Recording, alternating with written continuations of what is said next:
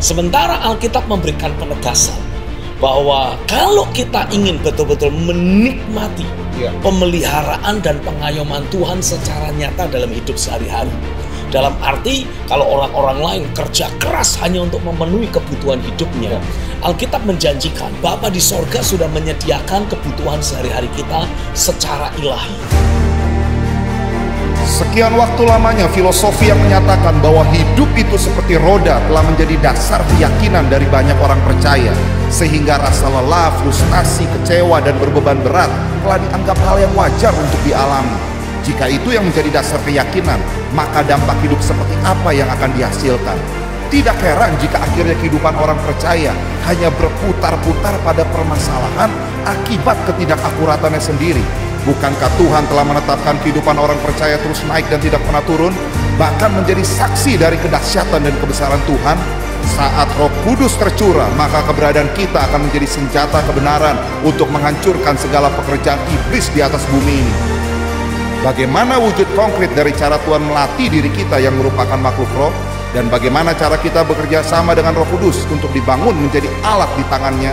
Mari temukan jawabannya di ruang Tyrannus, The Room of Revivalists and Reformers.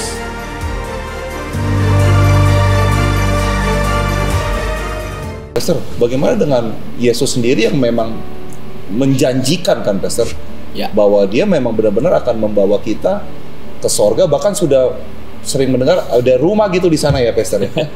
Itu bagaimana Pastor? Bukankah dia memang mati, bangkit untuk membawa kita masuk ke sorga? Nah itu kan basic daripada Injil keselamatan yang ada kan Pastor. Betul. Itu tidak salah. Itu tidak salah. Tapi seperti yang tadi saya tegaskan, itu hanya separuh kebenaran. Separuh kebenarannya. Kalau kita hanya berfokus kepada kalau aku mati, aku masuk ke sorga. Pertanyaan saya, bagaimana engkau menjalani kehidupan sehari-harimu? Kan kita begitu terima Yesus gak langsung mati. Artinya tidak langsung masuk sorga. Masih ada dalam dunia ini. Nah, sementara kita sebagai anak Bapa menjalani kehidupan sehari-hari di atas muka bumi ini, Bapa di sorga ingin memastikan kita sebagai anak-anaknya tetap menikmati fasilitas sorga di atas muka bumi ini. Dia Bapa yang baik. Ya saya kasih ilustrasi gampang begini sajalah. Saya punya anak. Anak saya sudah pergi keluar kota. Kalau di rumah, dia menikmati semua yang saya sediakan. Nah ketika dia di luar kota, sebagai Bapa, otomatis saya juga ingin memastikan anak saya tidak bakal keleleran di pinggir jalan. Saya akan pastikan anak saya tidak perlu harus jungkir balik hanya untuk dia bisa beli es, beli air putih gitu. Beli air putih. Saya ingin pastikan anak saya makan bisa sehari 3 kali, dan dia bisa menjalani hari-hari kehidupannya dalam dia belajar, dalam dia bekerja, dalam dia melakukan aktivitas tanpa harus bergumul. Karena dia masih ada dalam tanggung jawab saya. Nah, nanti kalau dia sudah menikah, tentu dia punya kewajiban memenuhi kebutuhannya sendiri. Tapi itu kan nanti. Sekarang itu masih menjadi tanggung jawab saya. Nah, Bapa di sorga juga melihat keberadaan kita yang ada di atas muka bumi ini sama kayak anak yang lagi ngekos. Kan kita memang bukan warga dunia ini. Kita adalah warga negara kerajaan sorga. Tapi karena dia Bapa yang baik, walaupun kita lagi ngekos, tentu dia sediakan semua kebutuhan kita. Dan itulah yang memang sedang seharusnya dinikmati oleh semua orang percaya. Sayangnya hanya segelintir orang percaya yang mau membangun takaran iman mereka untuk percaya bahwa dalam dia menjalani kehidupan sehari-hari di atas muka bumi ini, realita keberadaan Bapa, realita kerajaan sorga akan terus bisa dia nikmati, dan dia akan terus bisa alami, dan itu menjadi keistimewaan dalam hidupnya. Tapi kalau kita mau membangun dasar keyakinan kita dan kita lupakan, sudahlah kapling di sorga nggak bakal hilang. Percayalah, kalau kita mati karena kita sudah percaya kepada Yesus, mengalami mengalami penebusan, menjadi ciptaan baru, pasti masuk surga. Yang jadi masalah kan ketika kita menjalani kehidupan di atas muka bumi ini. Ayo kita bangun dasar keyakinan kita. Pastikan kita menyadari, pastikan kita menerima penyingkapan pewahyuan dari firman yang menyatakan bahwa selama kita ada di atas muka bumi ini pun Tuhan akan terus menjamin kehidupan kita. Tuhan tidak mau kita terus jadi jemaat yang biasa. Tuhan tidak mau engkau menjadi jemaat yang biasa saja. Tuhan juga tidak mau engkau menjadi hamba-hamba Tuhan yang biasa. Tuhan ingin pastikan dalam keberadaanmu sebagai orang percaya yang ada di atas muka bumi ini, engkau sebagai orang percaya yang melayani Dia. Bapa di sorga ingin pastikan engkau menikmati pemeliharaan, engkau menikmati realitas sorga, engkau menikmati pengayoman dari Bapa. Dan saya berdoa di dalam nama Yesus, biarlah kuasa Roh Kudus akan terus bekerja, memposisikan dirimu menjadi anak-anak Allah yang menikmati realitas sorga. Bahkan engkau berfungsi menjadi representasi kerajaan sorga di atas muka bumi ini. Haleluya. Amin. Haleluya. Saya jadi teringat ketika Yesus berbicara tentang Injil kerajaan, sebetulnya konsep yang Yesus pakai adalah konsep yang sama yang juga dipergunakan atau sudah dipraktekkan oleh kerajaan Romawi pada waktu itu. Karena pada waktu Yesus hidup, seluruh dunia istilahnya dikuasai oleh kerajaan Romawi. Maka Yesus mengambil konsep yang dipakai oleh kerajaan Roma untuk mencoba menggambarkan interaksi atau hubungan antara kerajaan sorga dengan bumi ini.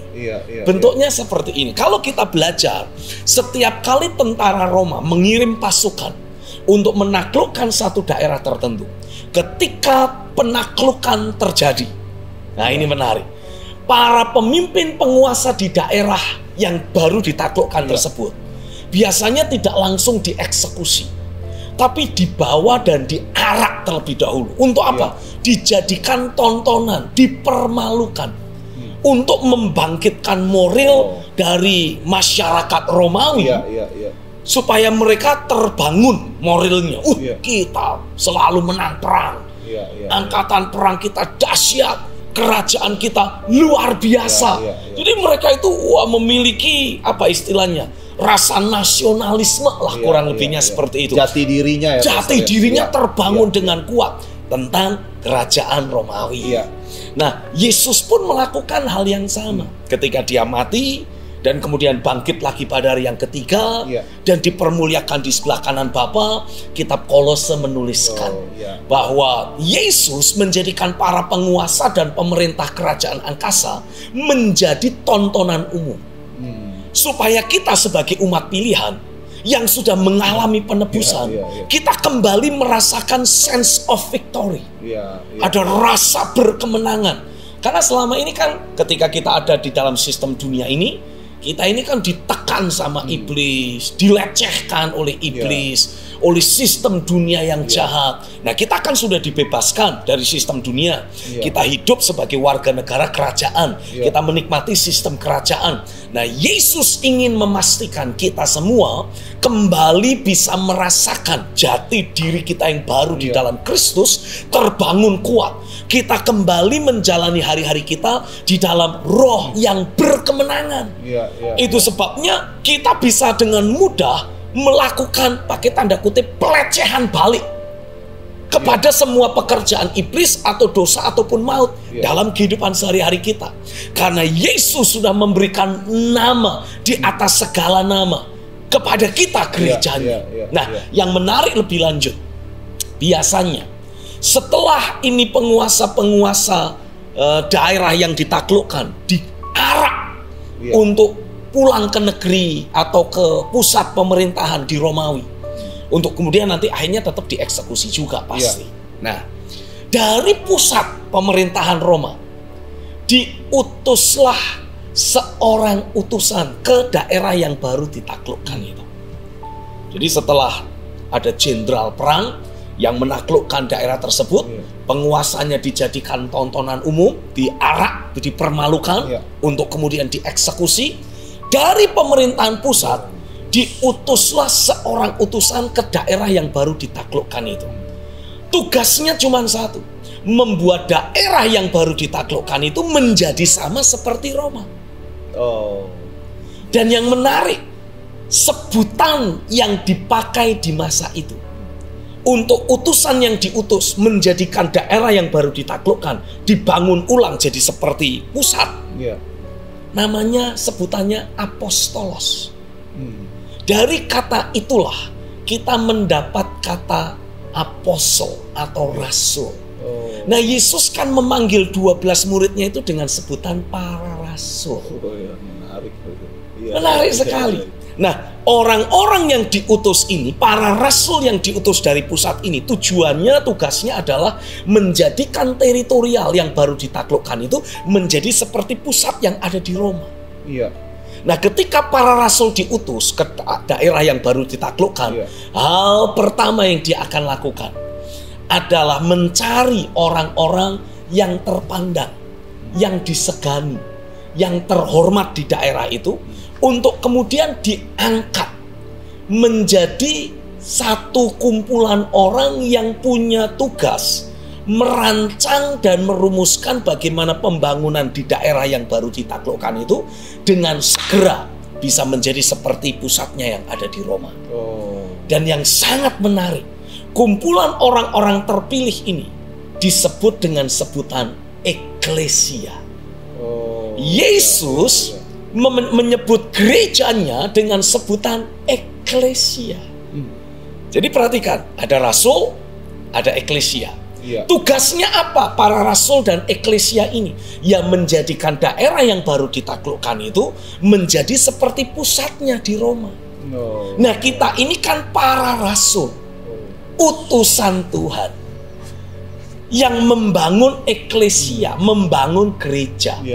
Nah, kumpulan yang ada di dalam gereja bukanlah orang-orang biasa.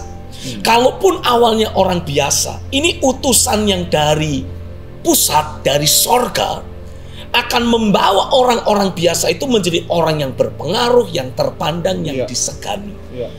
Tugasnya apa? Supaya bersama-sama dengan sang rasul menjadikan daerah di mana gereja itu berada menjadi sama seperti pusatnya di sorga. Itu sebabnya Tuhan memberitakan Injil Kerajaan. Tuhan memberitakan Injil Kerajaan. Para rasul pun menjadikan Injil Kerajaan sebagai inti pesan yang mereka bawa. Bukan Injil keselamatan, kalau mati masuk sorga. No. Pastor, maksudnya gini, Pastor. Kan Yesus ngomongin Injil Kerajaan. Murid rasul mau ngomongin Injil Kerajaan. Betul. Lah kok bisa ada Injil keselamatan? Maksud ini konsep dari mana, Pastor? Ya, susah untuk mengatakan karena istilahnya begini.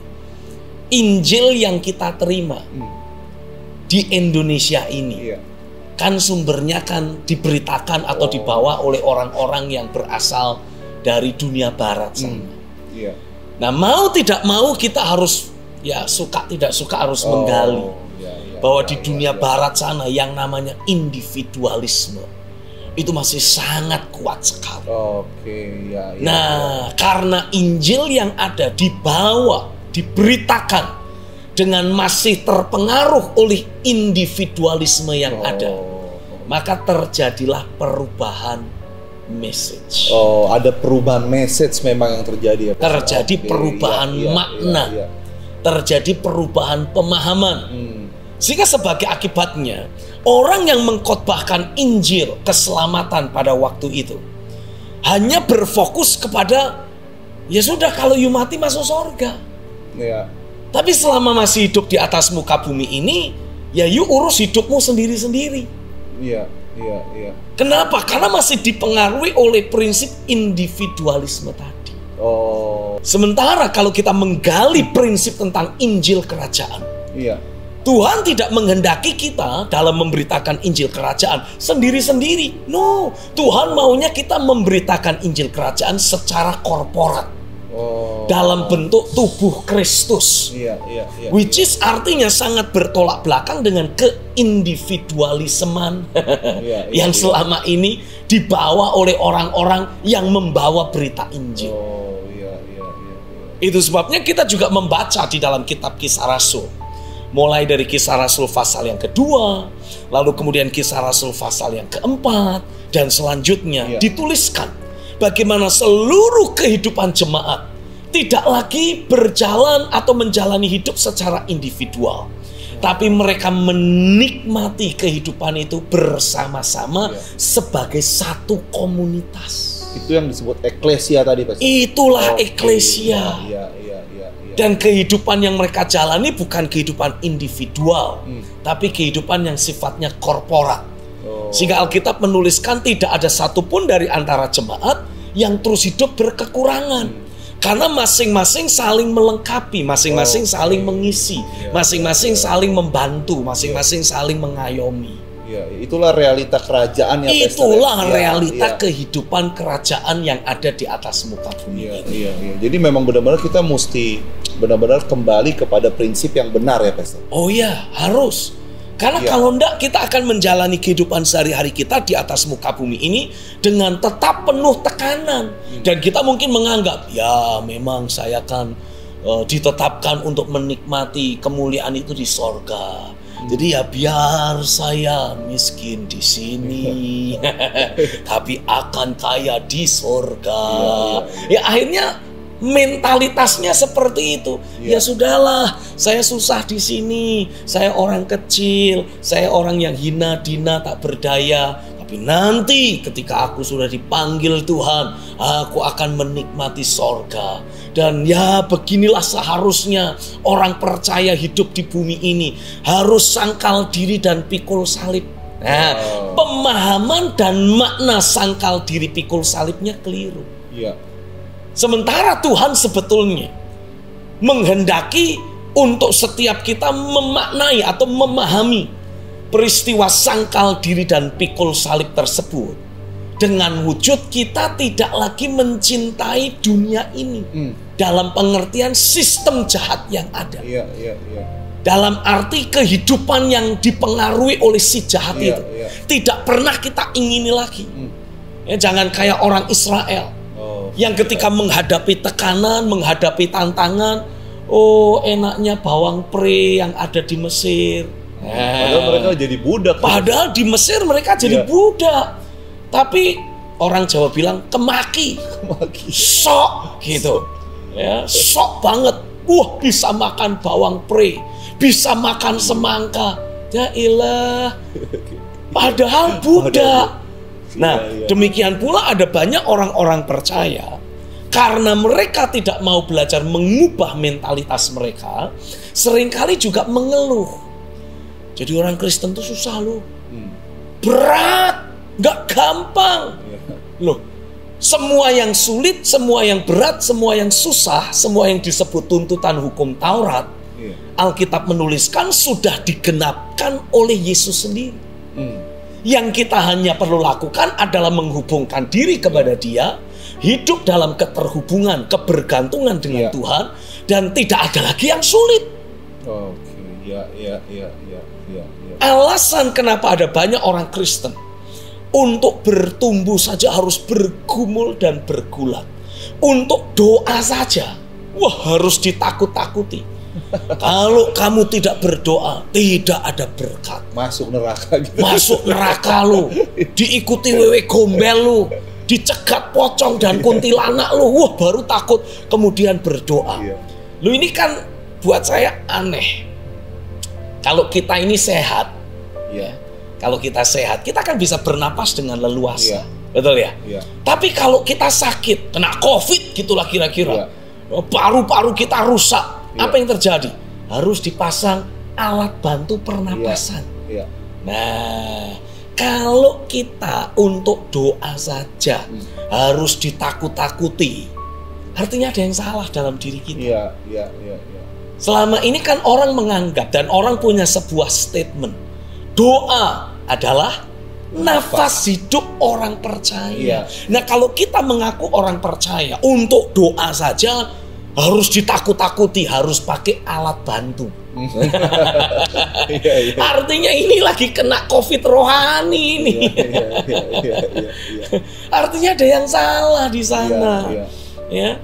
Padahal kalau kita mau menjalani kehidupan sehari-hari kita seperti yang ditulis di dalam firman Tuhan, kita menjadikan Tuhan sebagai pusat kehidupan kita. Kita terus jagai hati kita dari berbagai konflik batin, sakit hati, kekecewaan, emosi negatif, supaya kita tetap terhubung dengan Dia. Injil Yohanes 15 menuliskan, kalau carang atau ranting terus melekat pada pokoknya, otomatis dia akan terus bertumbuh. Nggak perlu bergumul, terus bertumbuh. Tidak perlu bergumul, terus mengeluarkan buah. Nah, harusnya kita sebagai orang percaya juga seperti itu. Dalam kita menjalani kehidupan sehari-hari, terus mengeluarkan buah tanpa harus bergumul. Terus bertumbuh tanpa harus bergumul. Karena kita terhubung. Aliran kehidupan roh terus mengaliri kehidupan kita. Nah, inilah orang-orang yang hidup di dalam realitas sorga di atas muka bumi ini. Dan hanya orang-orang seperti itulah yang akan berfungsi sebagai apostolos, atau bisa berfungsi sebagai eklesia. Kita berfungsi sebagai representasi pusat kita. Di mana pusat kita? Sorga. Untuk apa? Menjadikan bumi ini menjadi sama seperti sorga. Tapi kita tidak akan pernah mencintai bumi ini atau mencintai dunia ini dalam konotasi yang negatif. Karena bagaimanapun juga bumi ini masih tetap milik Bapak kita. Bapak yang menciptakan. Bapak yang menciptakan dunia ini, hanya lagi diduduki oleh si jahat. Nah, tugas kita adalah memastikan sistem jahat yang menduduki bumi ini kita singkirkan. Bagaimana cara menyingkirkannya? Ya, penduduk dunia yang selama ini terus membuat sistem jahat itu terus hidup, kita provok. Dengan kita menunjukkan kehidupan yang berbeda, dengan mereka berduyun-duyun datang untuk menjadi warga negara kerajaan sorga, artinya nggak ada lagi yang mau hidup di dalam sistem dunia yang dibangun oleh si jahat, dan sistem itu akan kolaps. Dan Alkitab memang sudah menubuatkan bahwa akan datang waktunya sistem Babel yang jahat itu akan dihancurkan oleh Tuhan. Itu pasti ya. Itu sudah pasti, hanya tinggal tunggu waktu. Nah, saya percaya peristiwa pandemi COVID-19 ini adalah sarana yang Tuhan pakai. Ini saya tahu ini rancangan iblis, rancangan roh jahat. Ya, terlepas dari orang berkata, Pak Stephen termakan terlalu banyak teori konspirasi, I don't care lah. Terus apalagi itu namanya secret society, Illuminati dan sebagainya. Udahlah, yang kayak gitu-gitu mau percaya ya silahkan, nggak percaya ya terserah. Tapi yang saya tahu, peristiwa pandemi COVID-19 ini tidak terjadi begitu saja. Tidak terjadi tanpa campur tangan manusia.